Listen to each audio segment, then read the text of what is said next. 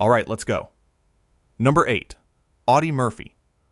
On January 26, 1945, near the French village of Holtzwihr in Alsace, a 20-year-old Texan named Audie Murphy climbed onto a burning tank destroyer and refused to get off.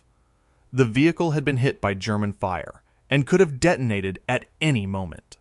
He grabbed the mounted 50 caliber machine gun, already wounded in the leg, and opened fire on an advancing German force alone. Murphy had enlisted in the United States Army at 17 by falsifying his age. The Marines had rejected him for being too small. The paratroopers had turned him away too. By the time he reached Holtzwihr, he had already earned the Distinguished Service Cross and 2 silver stars, and his commanders had noticed something about him that went beyond ordinary courage. What they noticed was the absence of fear. Not the suppression of it, not the management of it, but its apparent non-existence. For approximately 1 hour, Murphy held off a German company estimated at 250 soldiers, supported by 6 tanks, directing artillery by telephone in his other hand while firing continuously. He was outnumbered, exposed, and standing on a vehicle that was actively on fire.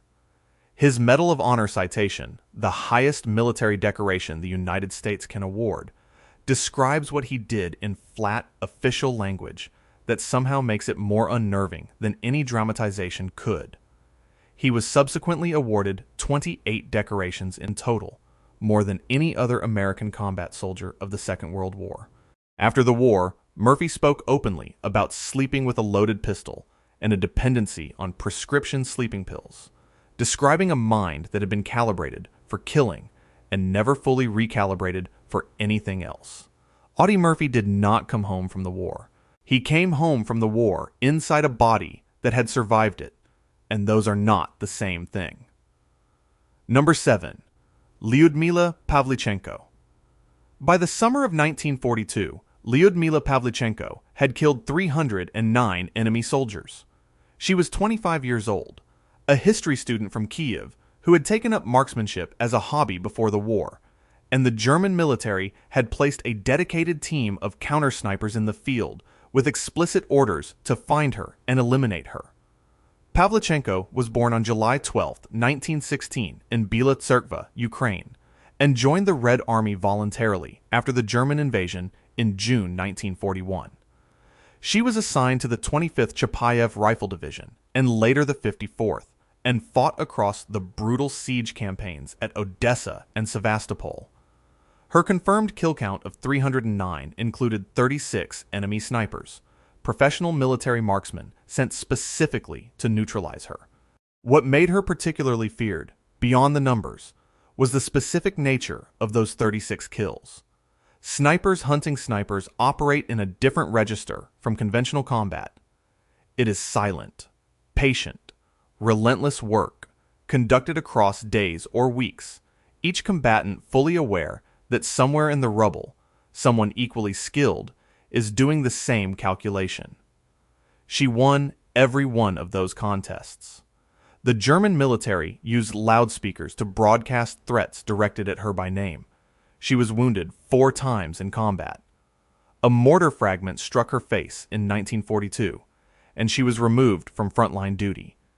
In that same year, she was sent to the United States as a propaganda ambassador, where she met President Franklin D. Roosevelt and Eleanor Roosevelt. American journalists, confronting the most lethal female sniper in recorded history, asked her whether she found it difficult to wear the same uniform as the men. Her reply was composed. Her patience with the question was not. Pavlichenko had already answered every question that mattered, out in the ruins of Sevastopol, 309 times over. Number 6. Vasily Zaitsev. In the autumn of 1942, the city of Stalingrad had been reduced to rubble so dense and so contested that the front line in some sectors was measured in yards rather than miles. Inside that devastation, a Soviet sniper named Vasily Zaitsev killed 225 confirmed enemies between October and December of that year. Then the German military sent their best sniper from Berlin to kill him. Zaitsev was born on March 23, 1915, in the village of Yeleninskoye in the Ural Mountains. the son of a hunter who taught him to track and shoot in the forests before he could read. He brought those instincts to Stalingrad with the 62nd Army, and what he built there went far beyond a personal kill count. He trained 28 other snipers from within the ruins of the city, a group that became known as the Zayachata, the baby hares, who systematically targeted German officers to paralyze command decisions. The German response was to deploy a counter-sniper, identified in Soviet records and Zaitsev's own memoir as Major Heinz Thorwald, head of the German sniper school at Zossen. Historians dispute whether this figure was real or composite, but the documented duel that followed was not disputed by the men who witnessed it. Zaitsev tracked his opponent through rubble and bodies for days before killing him. In January 1943, a mortar fragment temporarily blinded Zaitsev. He was treated by the Soviet eye surgeon Vladimir Filatov and returned to combat. On January 22, 1943, he was awarded the Hero of the Soviet Union. His total confirmed kills across the full war range from 242 to figures significantly higher, depending on the source. Zaitsev survived the war, survived the Soviet Union, and died in Kiev in 1991, the same year the country he had bled for ceased to exist. He had asked to be buried at Mamayev Kurgan, the hill above Stalingrad, where the bloodiest fighting had occurred. In 2006, that wish was finally honored. Number 5. Simo Häyhä. In the winter of 1939, Finland was invaded by the Soviet Union, a nation with a military 30 times its size. The Red Army expected a swift campaign.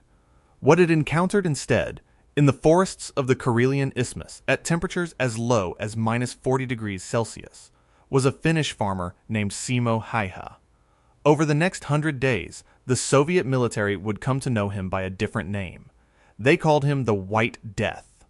Häyhä was born on December 17, 1905, in Rautjärvi, near the Soviet border, and had spent his adult life farming and hunting in the same landscape where he would later fight.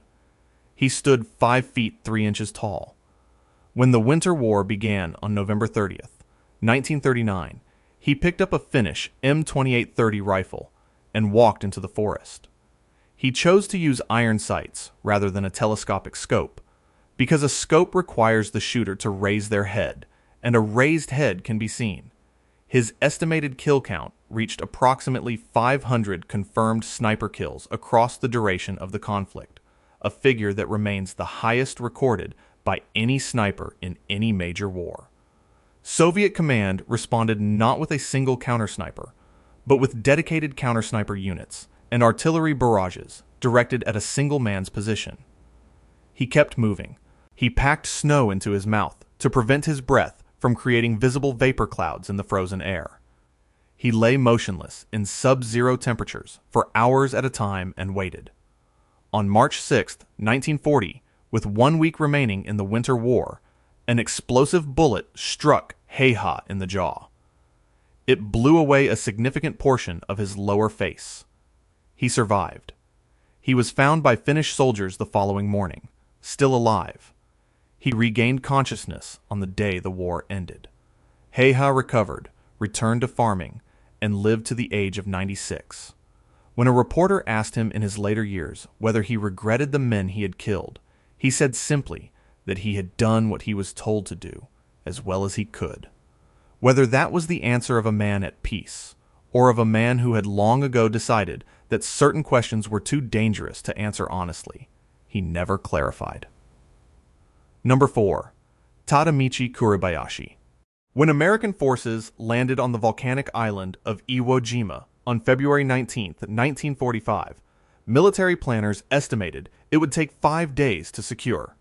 The island was 8 square miles. The Japanese garrison was cut off, undersupplied, and facing the full force of the United States Marine Corps. The American commanders had every reason for confidence.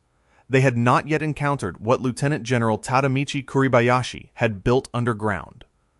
Kuribayashi was born on July 7, 1891, in Nagano Prefecture, Japan, and had served as a military attaché in the United States during the 1920s. He spoke English, had driven across North America, and had written home to his family describing Americans as warm and industrious people.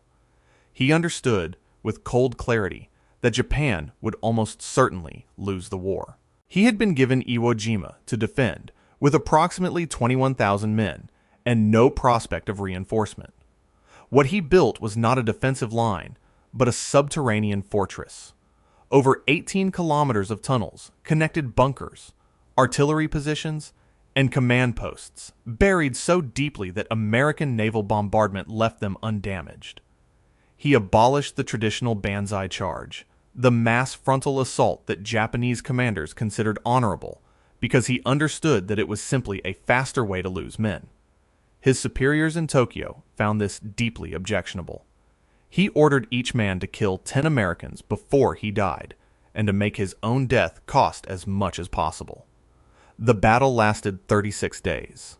American casualties reached approximately 6,821 killed and 19,217 wounded, making Iwo Jima the only major Pacific battle in which American casualties exceeded Japanese. Admiral Chester Nimitz, reflecting on the Marines who fought there, said that uncommon valor was a common virtue. The words were an acknowledgement of what one man's tactics had forced from an entire generation of American soldiers. Kuribayashi led a final charge on the night of March 25 to 26, 1945. His body was never officially identified. His defense of Iwo Jima did not save Japan, but the cost he extracted directly shaped the calculations that led to the use of the atomic bomb. One general's refusal to lose a battle he knew he could not win may have altered the ending of the entire war. Number 3. Bronislaw Kamiński. In August 1944, SS General Erich von dem Bach-Zelewski ordered the execution of one of his own commanders. The reason was not cowardice. It was not military failure. It was that the unit's conduct during the suppression of the Warsaw Uprising had become so extreme, so operationally chaotic, and so visible to the outside world that even the SS found it impossible to defend. The commander executed was Bronislaw Kamiński. His unit had massacred tens of thousands of Polish civilians in a matter of weeks. Kamiński was born on June 16, 1899, in the Vitebsk region of what is now Belarus, and had lived as a Soviet citizen before the German invasion. He collaborated with the Nazi occupation, was given command of a collaborationist force known as the Russian National Liberation Army, or RONA, and was awarded the Iron Cross First and Second Class for his effectiveness. His brigade, ranging in strength from several thousand to over 15,000 fighters depending on the source, was deployed wherever the German command needed work done that regular forces would not do. RONA was composed heavily of convicted criminals and men whose primary qualification was a willingness to commit acts that had no military rationale. In May 1943, units under Kamiński's command participated in the massacre at Naliboki, where documented victim counts begin at 128 civilians and climb depending on the historical source. When RONA was deployed to Warsaw in August 1944, the killings became indiscriminate on a scale that generated formal written complaints from SS officers who were themselves perpetrators of mass murder. The SS filed paperwork objecting to Bronislaw Kamiński. That sentence requires a moment to absorb fully. The organization that administered Auschwitz, that ran Treblinka, that had industrialized the murder of millions across occupied Europe, produced official documents stating that one of its own commanders had gone too far. Kamiński was executed in late August 1944. His men were told he had been killed by Polish partisans. The cover story was considered necessary. Kamiński was not a man who lost control in the fog of war. He was a man who was handed authority by a system that wanted exactly what he provided, and who was discarded when his visibility became a liability. The system that built him did not end with him. Number 2. Oskar Dirlewanger. In 1934, Oskar Dirlewanger was convicted of sexually abusing a minor in Germany and lost his university position. He had a doctorate in political science from the University of Frankfurt. By 1940, he was commanding an SS penal unit. By 1944, Heinrich Himmler was deploying his forces to suppress civilian populations across occupied Eastern Europe. Senior SS officers filed formal complaints about his conduct. The SS, multiple complaints, in writing. Dirlewanger was born on September 26, 1895, in Würzburg, and had fought in the First World War before his academic career and his criminal conviction. The unit he was given to command, the SS Sonderregiment Dirlewanger, was composed initially of convicted poachers, then expanded to include violent criminals, and eventually drew from concentration camp inmates. It was designed as a formation for operations that could not be assigned to conventional military units, deployed in areas where the German command had decided the population itself was the target. In May 1943, units operating under Dirlewanger's command participated in the massacre at Naliboki in occupied Belarus, where documented death tolls begin at over 100 civilians. During the suppression of the Warsaw Uprising in August 1944, his brigade killed on a scale that generated the extraordinary spectacle of SS commanders placing their objections on the official record. The complaints described murder of subordinates without authorization, looting, and systematic atrocities that were disrupting German military operations. What those complaints represent is a bureaucratic system expressing its discomfort with a man it had created, armed and deployed. Dirlewanger did not exceed the values of the SS. He exceeded its operational requirements. He was useful precisely because he would do what others refused to do, and he became a liability when the visibility of his methods complicated German military objectives. He was arrested by French forces in June 1945 and died in custody on June 7, 1945. The official cause was listed as natural causes. Witnesses reported that Polish guards had beaten him to death. The records were partially destroyed. He was intended to be forgotten. Oskar Dirlewanger was not an aberration produced by the chaos of war. He was a calculated instrument of a system that evaluated his criminal record, his demonstrated capacity for violence, and his willingness to act without restraint, and concluded that these were qualifications. The most harrowing thing about him is not what he did. It is that somebody decided to give him the tools to do it. Number 1. Hiroo Onoda. On March 9, 1974, a Japanese soldier emerged from the jungle on the Philippine island of Lubang and formally surrendered his rifle, his ammunition, and his samurai sword. He was 51 years old. He was dressed in a worn but intact military uniform. He was not confused. He was not mentally unwell. He was following orders, as he had been following orders every single day for the previous 29 years, because nobody had given him orders to stop. Hiroo Onoda was born on March 19, 1922, in Kamikawa in Wakayama Prefecture, Japan, and was deployed to Lubang Island in December 1944 as an Imperial Japanese Army intelligence officer. His orders were to conduct guerrilla operations and to hold the island. He was specifically instructed never to surrender and never to take his own life. On September 2, 1945, Japan surrendered unconditionally aboard the USS Missouri. Onoda was not informed. He remained in the jungle, continuing his mission. Over the following decades, the Philippine government dropped leaflets into the jungle. His family recorded messages and had them broadcast. Search parties were sent in. Newspapers were delivered to the edge of the forest. Onoda examined each of these, concluded they were enemy propaganda designed to trick him into abandoning his post, and went back to work. He conducted raids. He sabotaged equipment. He engaged in firefights with Philippine police and military personnel. Between 1945 and 1974, he killed approximately 30 civilians and police officers and wounded approximately 100 more. He was fighting a war that had been over for 3 decades, and he was fighting it with complete methodical dedication. In 1974, a Japanese adventurer named Norio Suzuki traveled to Lubang specifically to find Onoda, and succeeded where search parties had failed. Suzuki then located Onoda's former commanding officer, Major Yoshimi Taniguchi, who had become a bookseller in Japan. Taniguchi was flown to the Philippines. He stood in the jungle and delivered the order in person. Onoda presented his rifle, his functioning ammunition, and his sword, all of which he had maintained in operational condition.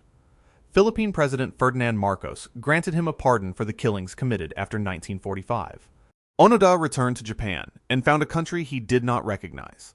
He eventually immigrated to Brazil, where he raised cattle.